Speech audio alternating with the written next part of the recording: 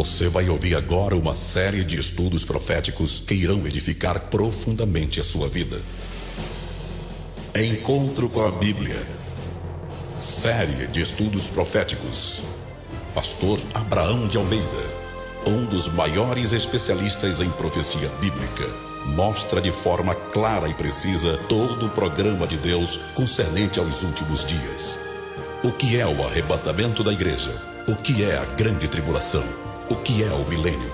Como interpretar corretamente as profecias? Podemos confiar na palavra profética? Estas e outras perguntas são respondidas com base na palavra de Deus. Ouvir esta obra é compreender a urgência do programa de Deus em relação a Israel, à igreja e aos gentios. Volume 4. Judeu, um povo sofrido. Judeu, um povo sofrido. Espalharei vocês entre as nações e empunharei a espada contra vocês. Sua terra ficará desolada e as suas cidades em ruínas. O Senhor fará que vocês sejam derrotados pelos inimigos. Deuteronômio 28, 25 e Levítico 26, 33. Calcula-se que, no início da era cristã, a população do vasto Império Romano era de cerca de 250 milhões, dos quais 4 milhões e meio de judeus. Desse total de judeus, mais da metade vivia fora dos limites da Palestina. Jerusalém, centro espiritual de todos os judeus da diáspora romana, abarrotava-se de peregrinos que ali compareciam anualmente às centenas de milhares por ocasião das festividades da Páscoa e do Pentecoste, pontos altos do culto judaico. O evangelista Lucas testifica deste fato quando descreve a descida do Espírito Santo no dia de Pentecoste. Havia em Jerusalém judeus tementes a Deus, vindo de todas as nações do mundo, partos, medos e elamitas, habitantes da Mesopotâmia, Judéia e Capadócia, do Ponto e da província da Ásia, Frígia e Panfília, Egito e das partes da Líbia próximas a Cirene, visitantes vindos de Roma, tanto judeus como convertidos ao judaísmo, cretenses e árabes. Atos 2, versículos 5 e 9 a 11. Numa atmosfera carregada de religiosidade e, por que não dizer, inflamada de um nacionalismo ardente e doentio, Jesus foi preso, julgado e crucificado. Particularmente porque suas doutrinas, baseadas no amor ao próximo, cheias de sentimento espiritual e vazias de cunho político nacionalista, decepcionavam e enfureciam os judeus. E foi assim, no momento de incontido ódio a Cristo e a sua mensagem, que eles responderam a Pilatos: o seu sangue caia sobre nós e sobre nossos filhos. Mateus 27, 25. Conscientes ou não, os israelitas rejeitavam o Messias tão ansiosamente esperado e atraíam sobre si e seus filhos as consequências terríveis de tão trágica escolha, como disse o Senhor a Moisés: eu lhe suscitarei um profeta do meio de seus irmãos, semelhante a ti. Porei as minhas palavras na sua boca, e ele lhes falará tudo o que eu lhe ordenar. Eu mesmo pedirei contas de todo aquele que não ouvir as minhas palavras, que ele falar em meu nome.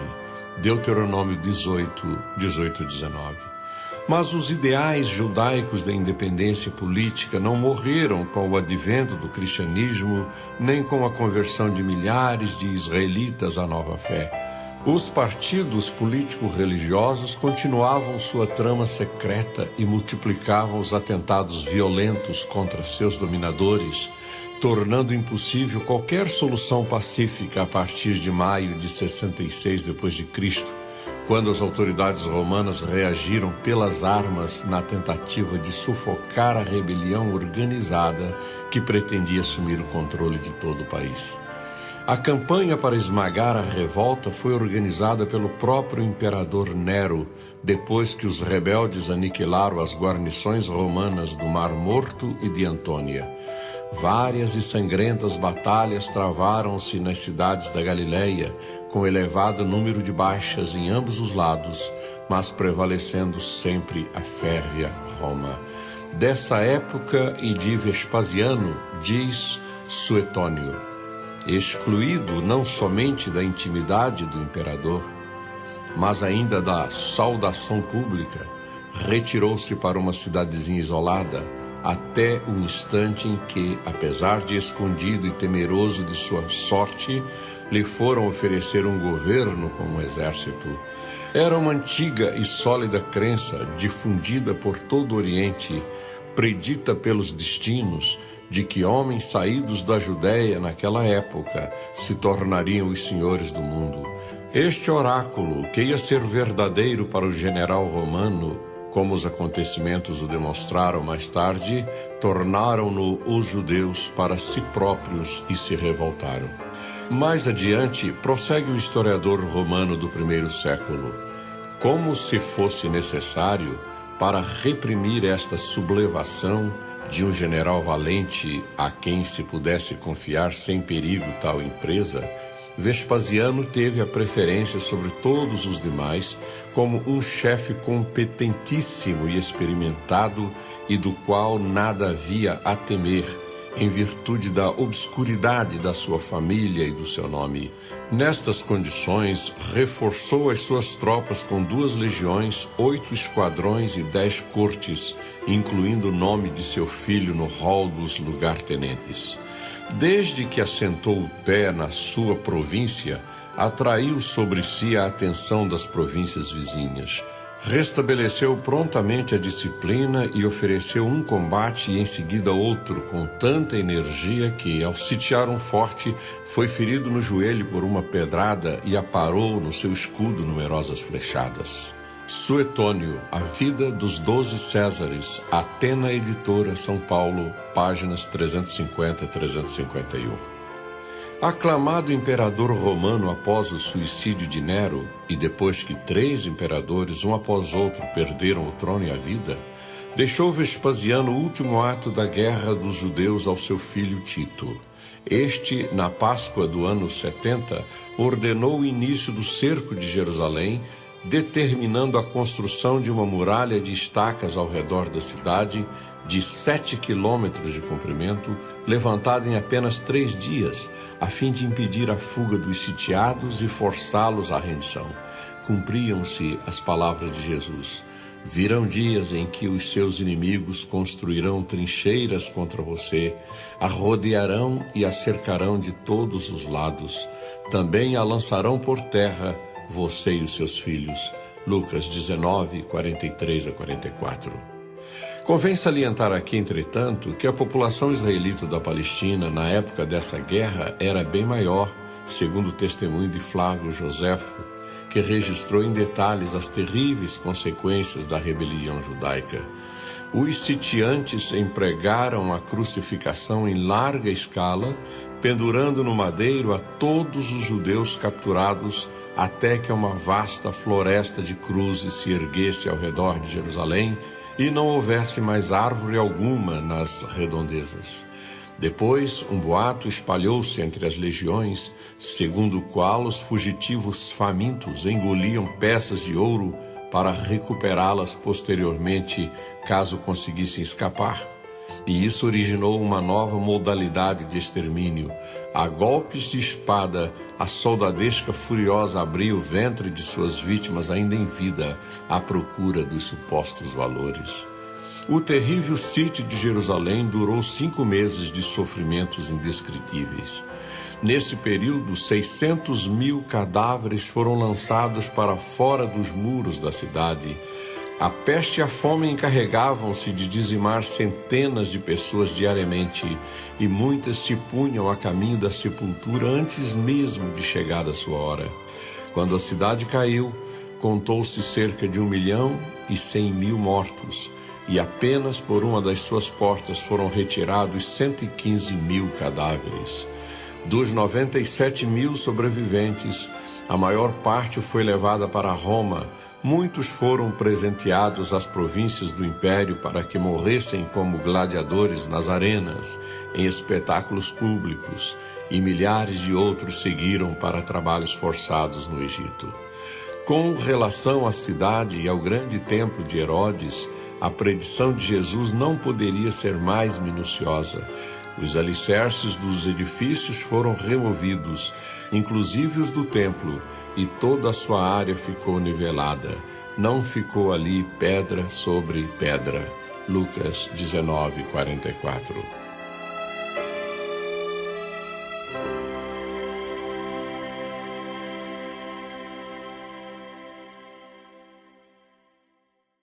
Aquiba e Bar Koba. De 132 a 135 d.C., os judeus tentaram de novo sacudir de sobre si o pesado jugo romano. Os fanáticos políticos da inflexível resistência judaica, sob a liderança do rabino Aquiba, organizaram-se em heróicas legiões e enfrentaram com sucesso forças incomparavelmente mais numerosas. A crise avolumou-se até ao ponto de impedir qualquer acordo entre os rebeldes ocupantes e as autoridades romanas. Então, de novo, a teimosia dos israelitas os leva à beira de um extermínio total. O general romano Sevérius, numa fulminante operação de limpeza, devastou a terra e deixou em situação precária os novos exércitos organizados pelo famoso guerreiro Bar Koba, a quem Aquiba apresentara como Messias.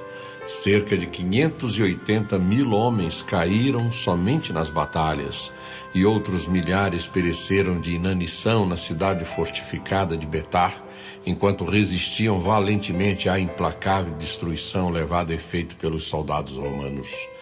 Em decorrência de mais esta trágica revolta nacionalista, novamente os mercados de escravos abarrotaram-se de judeus. Jerusalém foi reconstruída como uma cidade tipicamente pagã. Adriano proibiu a prática do judaísmo sob pena de morte. Aquiba foi capturado e esfolado vivo, e ao morrer exclamou: "Ouvi, Israel, o Senhor é nosso Deus, o Senhor é único." Os romanos mudaram o nome da Judéia para Síria Filisteia, de onde derivou a moderna palavra Palestina. Despatriados, humilhados, diminuídos e marginalizados, os remanescentes judeus dedicaram-se ao comércio e trocaram suas ambições políticas pelas conquistas do espírito, transferindo o centro da sua cultura da Judéia para a Babilônia, onde os comentários e as interpretações da Bíblia formaram mais tarde o famoso Talmud.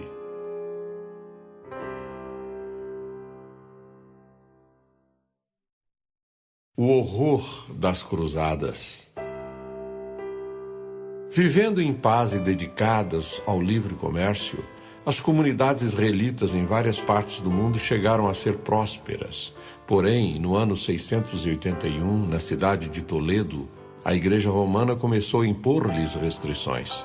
A superstição e o baixo nível espiritual a que desceu o cristianismo nominal durante a Idade Média ocuparam-se de fazer o resto. No ano 1096 foi organizada em Clermont, França, a primeira Guerra da Cruz contra os maometanos ocupantes dos lugares santos da Palestina. Os cruzados, comandados pelo mercenário francês Guilherme, abateram-se sobre as comunidades judaicas da Renânia, de Treves, de Espira e de Worms, além de outros lugares. As hordas sanguinárias arrastaram homens, mulheres e crianças aos templos católicos para serem batizados à força, mas a maioria preferiu pagar com a vida sua fidelidade aos milenários princípios do judaísmo. Raciocinavam os irmãos peregrinos que, antes de exterminar os sarracenos no Oriente, precisavam eliminar no Ocidente os descendentes daqueles que crucificaram o Filho de Deus. O historiador Joseph-François Michaud conta o seguinte acerca de um grupo desses peregrinos reunidos às margens do Reno e do Mosela, que tinham por chefes o padre Volkmar e o conde Emicon. Esses dois chefes admiraram-se de que se ia fazer guerra aos muçulmanos, que tinham sob sua lei o túmulo de Jesus Cristo, enquanto se deixava em paz um povo que tinha crucificado seu Deus. Para inflamar as paixões, eles tiveram cuidado de fazer falar o céu e de apoiar sua opinião em visões milagrosas. O povo, para quem os judeus eram por toda a parte objeto de horror e de ódio, já se mostrava muito propenso a persegui-los. Hemicon e Volkmar deram o sinal e o exemplo. À sua voz, uma multidão furiosa espalhou-se pelas cidades vizinhas do Reino e do Mosela. Massacrou impiedosamente a todos os judeus que encontrou em sua passagem. No seu desespero, um grande número dessas vítimas preferiu suicidar-se antes de receber a morte das mãos dos inimigos. Muitos encerraram-se em suas casas e morreram no meio de chamas que eles mesmos haviam ateado. Alguns amarravam grandes pedras às vestes e precipitavam-se com seus haveres no Reno e no Mosela. As mães sufocavam seus filhos ao seio, dizendo que preferiam mandá-los ao seio de Abraão a vê-los entregues ao furor dos cristãos. As mulheres, os velhos, solicitavam a piedade para ajudá-los a morrer. Todos esses infelizes imploravam a morte, como os outros homens pediam a vida. História das Cruzadas, Editora das Américas, São Paulo, 1956, páginas 131 e 132.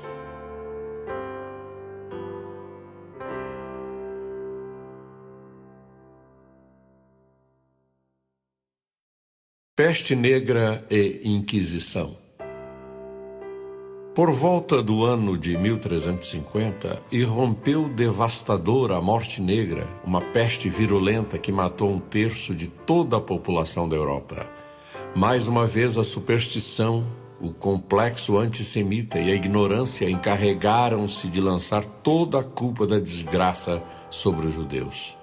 Apesar de o Papa Clemente VI inocentar os judeus, afirmando que eles morriam tão bem da peste como os cristãos, o fanatismo falou mais alto que a razão e a ruína veio como uma tempestade. Em mais de 350 cidades europeias, os infelizes israelitas foram mortos a pauladas, afogados, queimados vivos, enforcados e estrangulados.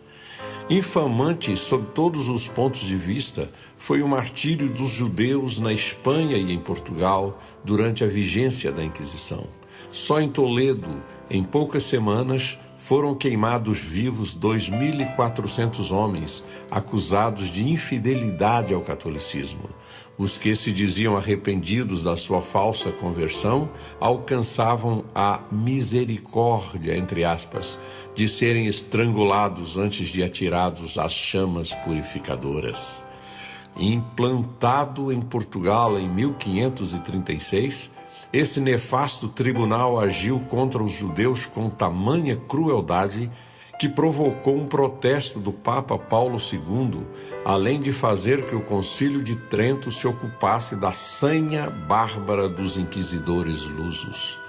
Mas o ódio aos judeus não começou com a Inquisição, nem era uma característica exclusiva dos inquisidores, pois emanado dos poderes eclesiásticos, ele transbordava nas massas fanatizadas, resultando sempre em sangrentos morticínios. Eis um exemplo, aspas, 20 anos antes da instalação da Inquisição em Portugal, Dom Manuel, fugindo de terrível peste, dirigiu-se no início de 1516 a Beja, em visita à sua mãe, Dona Beatriz.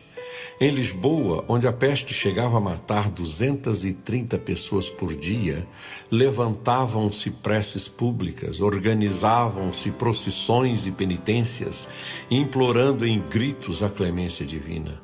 Foi então que, a 15 de abril desse mesmo ano, ocorreu o conhecido episódio na igreja de São Domingos, que deu origem à feroz matança dos cristãos novos. Onde os cristãos velhos queriam ver o milagre, um raio de luz, filtrado pelos vitrais, incidira sobre um crucifixo, aureolando-o de luminosidade. Um cristão novo que estava entre os presentes deixou escapar imprudentes frases de incredulidade. A multidão, indignada, logo saltou sobre o blasfemo, arrastando-o pelo adro, assassinando-o e queimando-lhe o cadáver. Foi o rastilho. Iniciou-se a caça aos recém-convertidos. Heresia, heresia, clamava-se, e o povo arrastado pela exaltação percorria as ruas praticando cenas horríveis. O motim tornava-se em revolução popular. As marinhagens de muitos navios estrangeiros fundeados no rio vieram associar-se à plebe amotinada. Seguiu-se um longo drama da anarquia.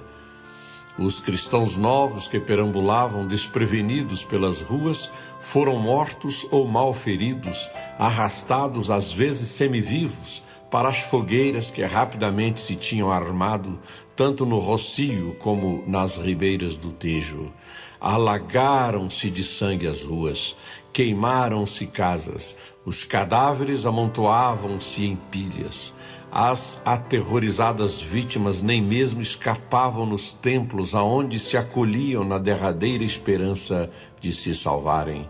Houve saques, violações de mulheres. O Capital, 26 de março de 1973, Lisboa, Portugal. Cristão novo ou recém-converso, neste caso, era o judeu convertido, quase sempre pela força, ao catolicismo romano.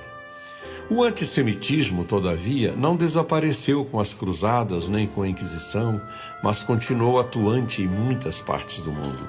Nos países do leste europeu, os apóstolos da, última fé verdadeira, fizeram inveja aos inquisidores espanhóis e portugueses.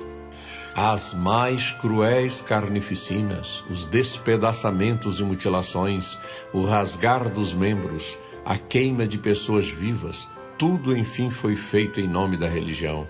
As hordas fanatizadas parece que conheciam uma só fórmula, o batismo ou a morte.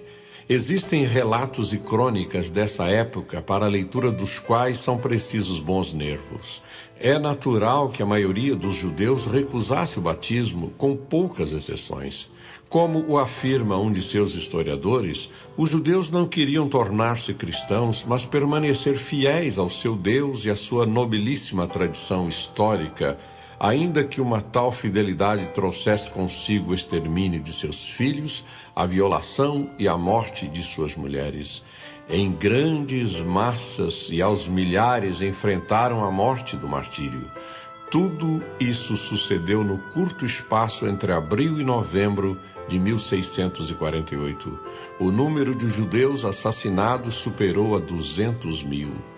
F. W. Foster, A Questão Judaica, editora Herder, 1961, São Paulo, página 138.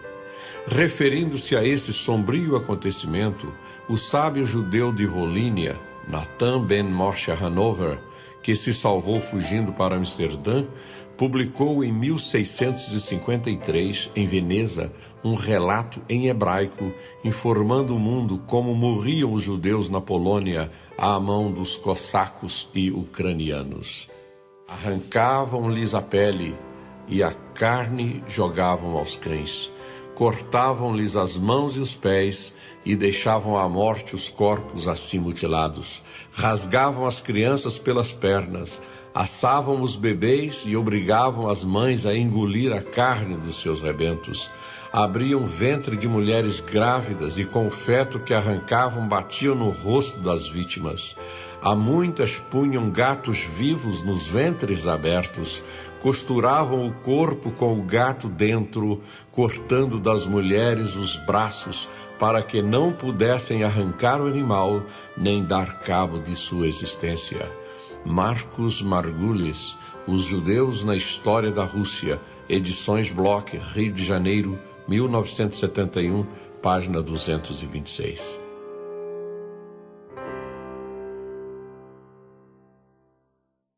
Guetos e pogroms.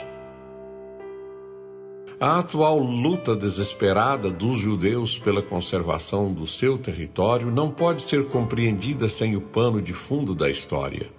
Os sucessos nas guerras com os árabes, a invasão do Líbano em perseguição aos inimigos palestinos e o isolamento cada vez maior de seu país no contexto das nações tem suas raízes nos muitos sofrimentos da diáspora, na qual os guetos tornaram-se o principal símbolo da odiosa e humilhante segregação racial e religiosa de que foram vítimas.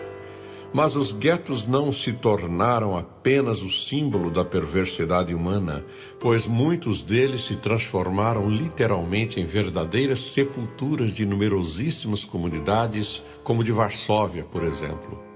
Uma das profecias acerca da restauração nacional dos judeus diz: assim diz o soberano, o Senhor, ó meu povo, vou abrir os seus túmulos e fazê-los sair.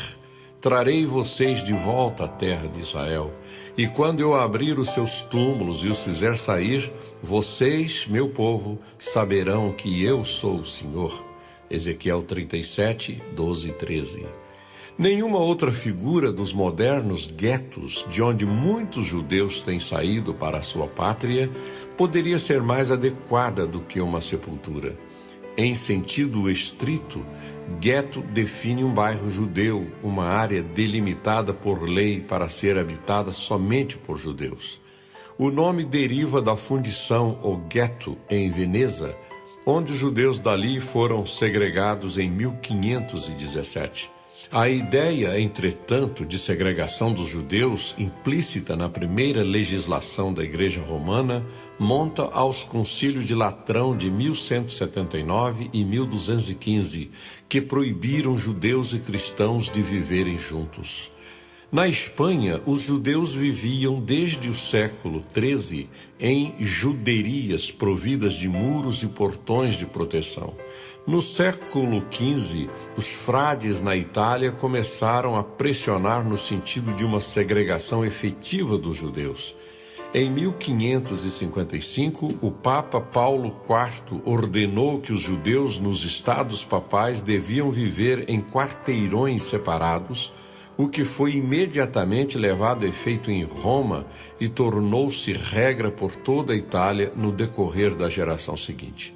O nome gueto era agora universalmente aplicado. A instituição tornou-se comum também na Alemanha, em Praga e em algumas cidades polonesas. Era uma cidade dentro de uma cidade, desfrutando de certo grau de autonomia e de vigorosa vida espiritual e intelectual. Era, porém, insalubre, superpovoada, visto que sua área não podia expandir-se e sujeita frequentemente a incêndios. Além do mais, o sistema de gueto era, com frequência, acompanhado pelo batismo forçado, o uso da insígnia de judeu, sermões de conversão, restrições profissionais, etc.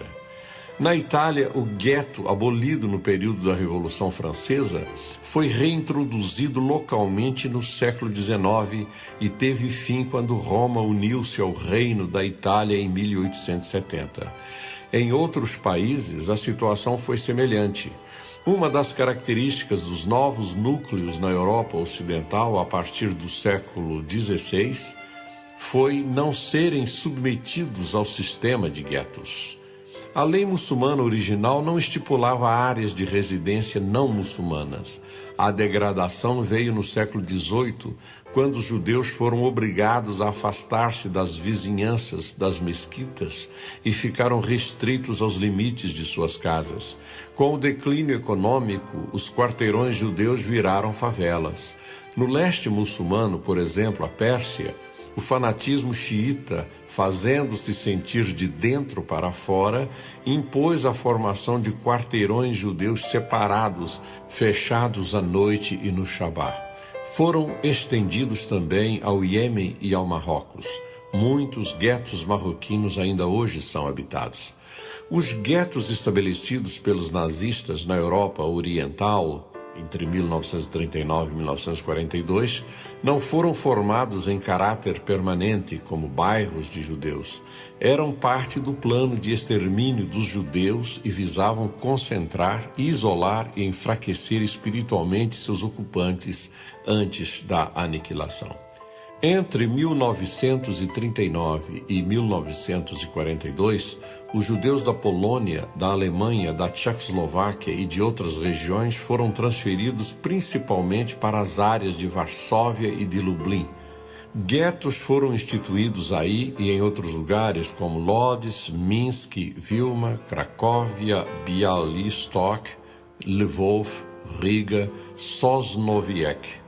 A população do gueto de Varsóvia chegou a 445 mil habitantes. No gueto de Lodz havia 200 mil. Tais guetos, já superpovoados de início, foram contidos com firmeza em seus limites originais. Eram todos, em última análise, fechados, e a saída, exceto com permissão, era punida com a morte. O controle estava em mãos da Gestapo e das SS, que nomeavam conselhos de judeus para levarem a cabo suas ordens através de uma força policial judia. Os conselhos organizavam escolas e promoviam o bem-estar, mantinham cortes de justiça e eram obrigados a fornecer mão de obra para os alemães. À medida em que os planos nazistas se evidenciavam, tanto os conselhos quanto a polícia judaica passaram progressivamente para as mãos dos colaboracionistas, que formavam um grupo privilegiado.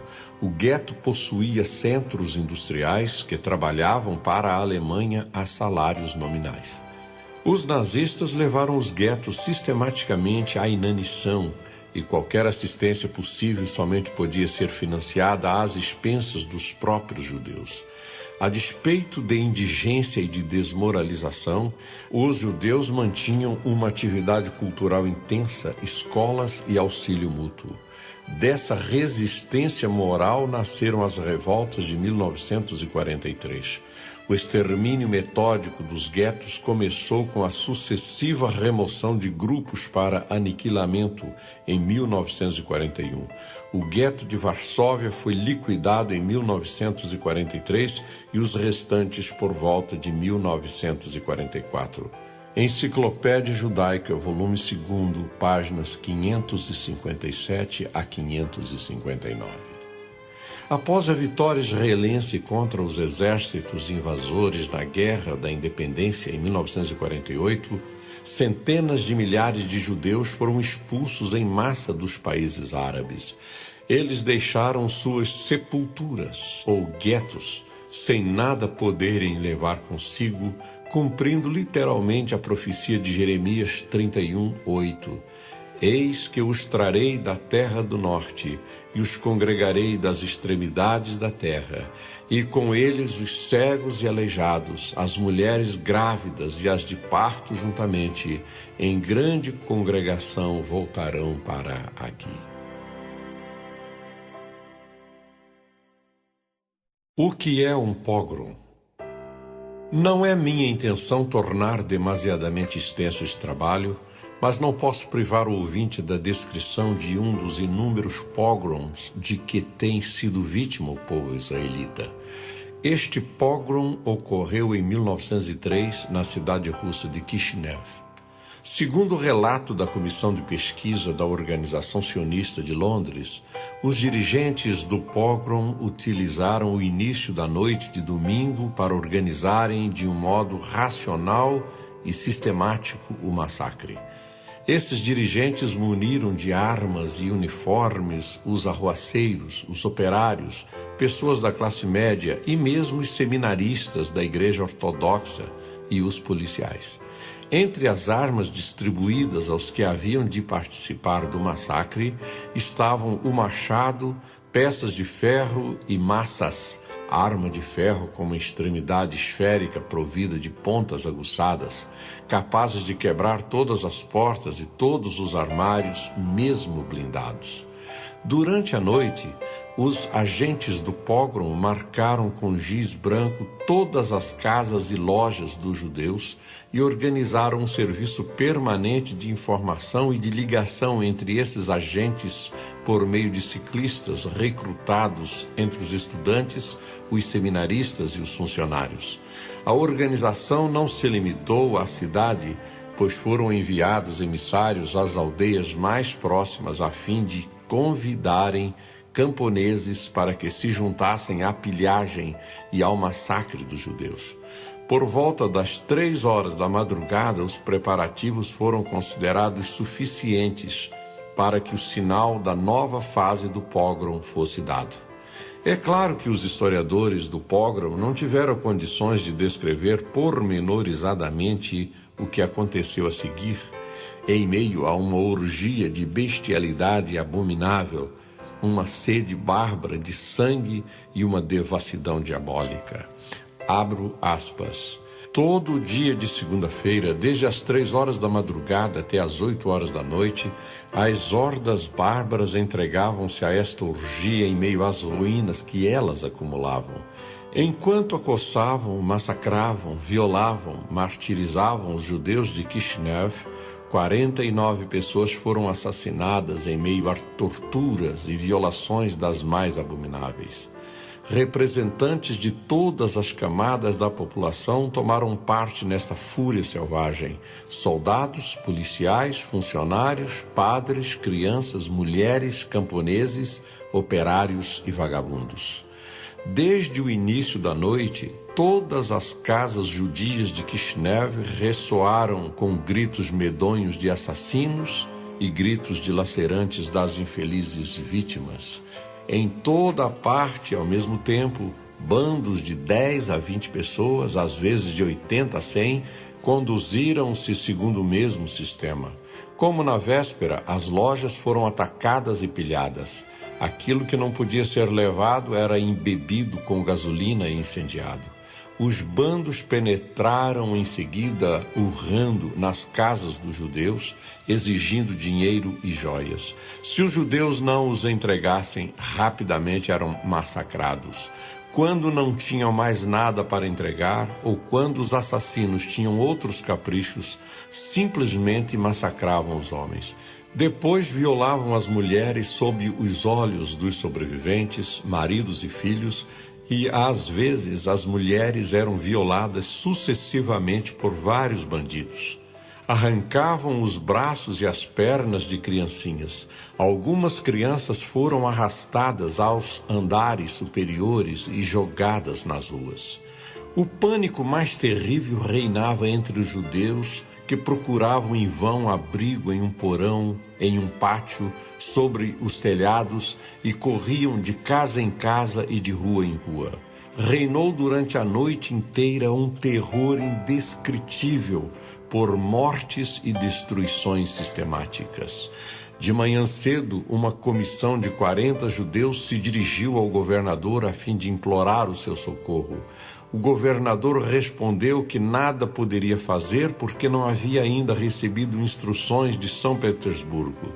Mas, ao mesmo tempo, o governador transmitiu a todas as estações de telégrafo a interdição estrita de aceitar telegramas de São Petersburgo. O massacre prosseguiu o dia todo, sem esmorecer. Os bandos alçavam como bandeiras lenços e trapos molhados no sangue das vítimas judias. As torturas inventadas pelos assassinos são indescritíveis, mas são todas confirmadas por testemunhas oculares, por médicos cristãos e por alguns indivíduos cristãos que tentaram, mas em vão, opor-se à fúria de violências ou salvar algumas vítimas judias.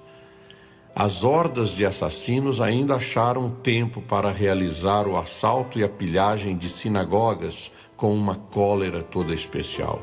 Em uma das sinagogas, diante da arca sagrada, na qual se encontravam os rolos santos da Torá, estava um bedel animado de uma coragem exemplar. Com seu talit, chale de orações, e seus filactérios, aguardou o assalto dos assassinos, pronto para proteger com seu corpo os rolos sagrados. Foi assassinado da maneira mais abominável. Depois arrancaram os rolos da Torá da arca sagrada, retalharam os pergaminhos em pedacinhos que as crianças cristãs ofereciam em seguida por alguns kopecks, moedas russas, como lembranças de Kishinev. Profanaram o que restou dos rolos e submeteram os prédios das sinagogas a uma pilhagem sistemática. Fecho aspas. Rivka Berezin, Caminhos do Povo Judeu, volume 4, São Paulo, primeira edição, 1977, páginas 60 a 63. Os historiadores do pogrom afirmaram que a desenfreada loucura bárbara dos assassinos provocou entre os judeus numerosos casos de loucura, pois não tinham para onde fugir nem a quem recorrer. O desamparo das vítimas era total. Os bandidos não permitiam que os judeus gravemente feridos fossem levados a um médico ou ao hospital, e os bondes ou os carros recusavam-se a transportar passageiros judeus. Entre as raras exceções que se verificaram entre as autoridades de Kishinev, ficou registrada a tentativa do prefeito da cidade, Alexander Schmidt, que tentou fazer que o governador agisse de algum modo em defesa dos judeus, mas tudo foi em vão. Toda a população, em suas diferentes camadas sociais, dos mais pobres aos mais ricos, inclusive mulheres, crianças, padres e seminaristas, todos participaram do massacre e tomaram parte nos excessos sob as suas formas mais cruéis. Os praticantes do pogrom de Kishinev pilharam e demoliram mais de 800 casas e lojas, mataram com requintes de crueldade 49 judeus e feriram gravemente a mais de uma centena, entre os quais muitos outros vieram a morrer em consequência de seus ferimentos. Uns 30 foram espancados até a mutilação, e todos os outros judeus foram gravemente feridos em sua condição física. Cerca de 1000 famílias foram tocadas pela morte.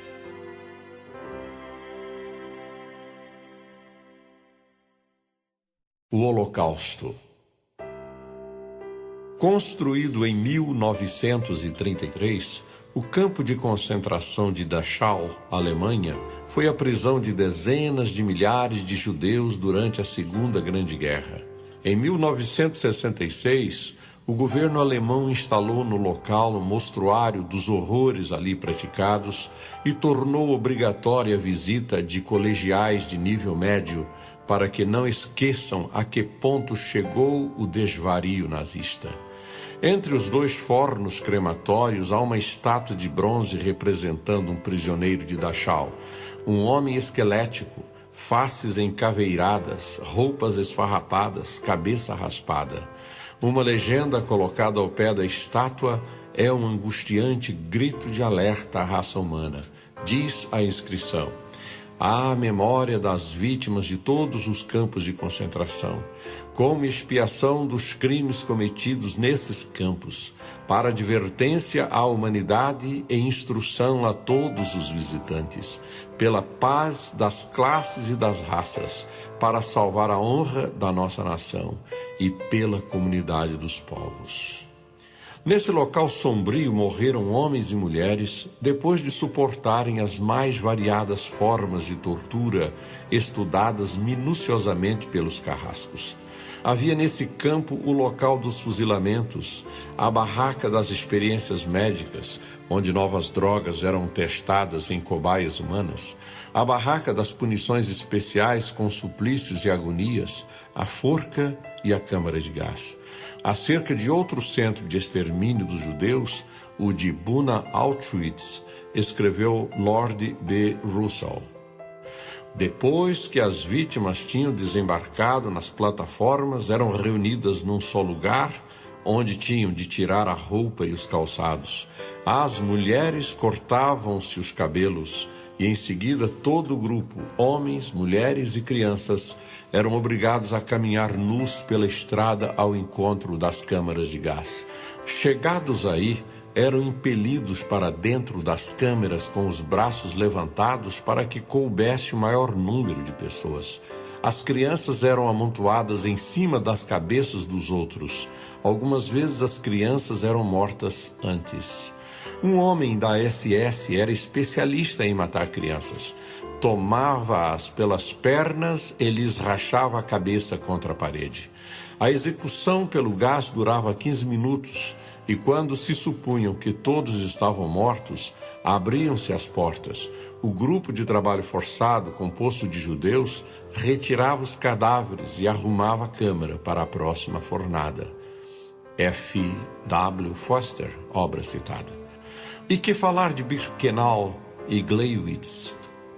No primeiro, as enormes filas de condenados caminhavam para dentro do forno crematório, não sem antes serem aspergidas de gasolina para se consumirem mais depressa. No segundo campo, uma esteira transportadora guardada por soldados atentos e cães treinados levava os condenados diretamente à fornalha vivos. Eles eram atirados sobre a veloz esteira por outros judeus do trabalho forçado, os quais, por sua vez, depois de exaustos, seguiam o mesmo trágico destino de seus irmãos. Não é fácil de ler esses relatos, nem acreditar na veracidade deles. Como pode alguém ser tão cruel, tão insensível à dor alheia? Mas quero trazer mais um testemunho insuspeito.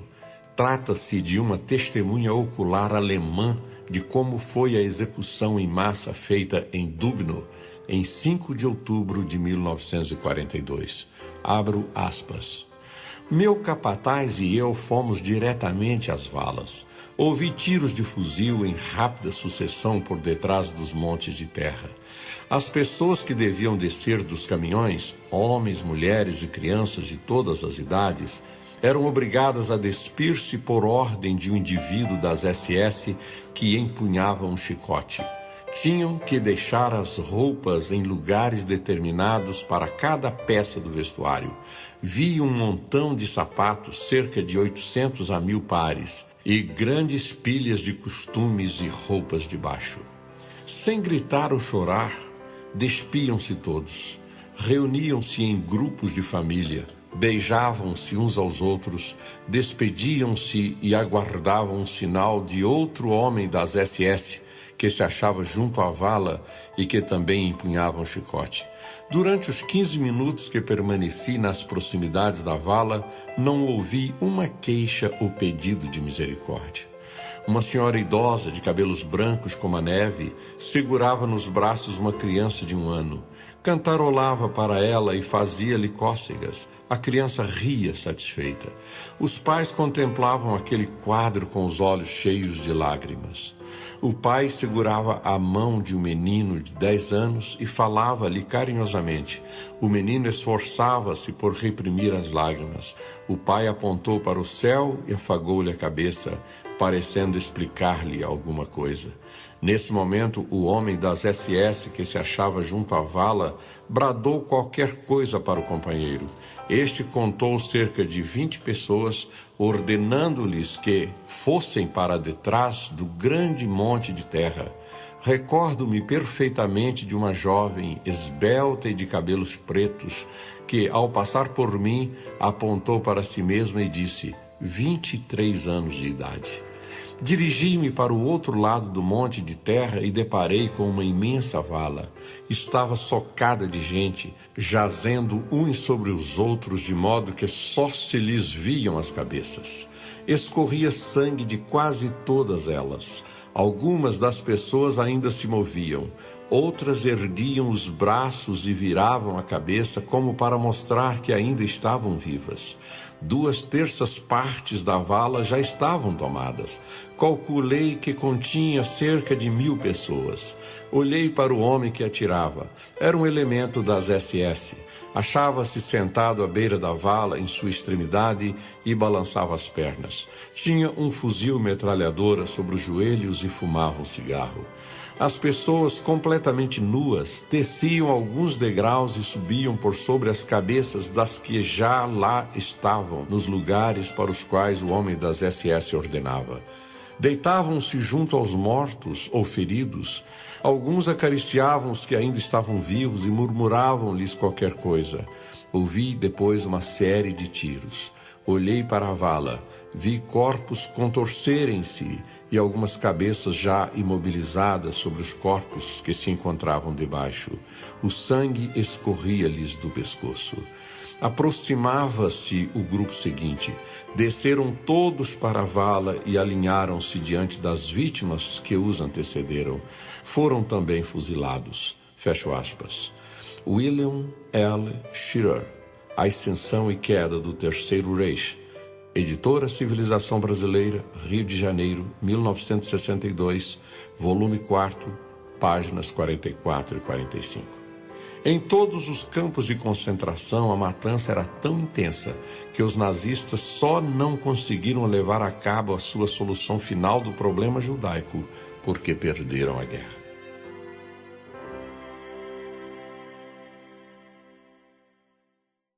A maquinaria da morte. Aqui estão alguns dos principais crimes cometidos pelos nazistas desde 1933. Os primeiros atos de violência contra os adversários políticos. Prisões arbitrárias e preventivas nos primeiros campos de concentração ilegais, conhecidos como Wildkonzentrationslager. O número de presos em julho de 1933 somava 26.789. O Putsch de Röhm, prisão e morte sumária de Ernest Röhm, chefe do Estado-Maior das tropas de choque do Partido Nacional Socialista e de vários oficiais desta organização paramilitar, justificadas posteriormente como medida do Executivo em caráter de emergência nacional. Campos de concentração, prisões que, a partir de junho de 1933, passaram a substituir os primeiros campos de concentração.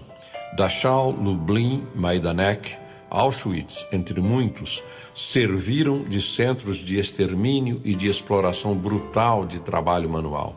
No começo de 1945, o total de presos de várias nacionalidades superava 600 mil. A Noite dos Cristais. Pogrom organizado contra os judeus na noite de 9 de novembro de 1938. 20 mil judeus foram presos, 36 assassinados e 101 sinagogas destruídas. Eutanásia. Programa instituído para assassinar os não produtivos. Como exemplo, os doentes mentais. Câmaras de gás para este fim foram instaladas em Grafenegg e Sonnenstein, entre outras localidades. Grupos operacionais na Polônia e unidades de autoproteção da etnia alemã. Comandos militares destacados para liquidar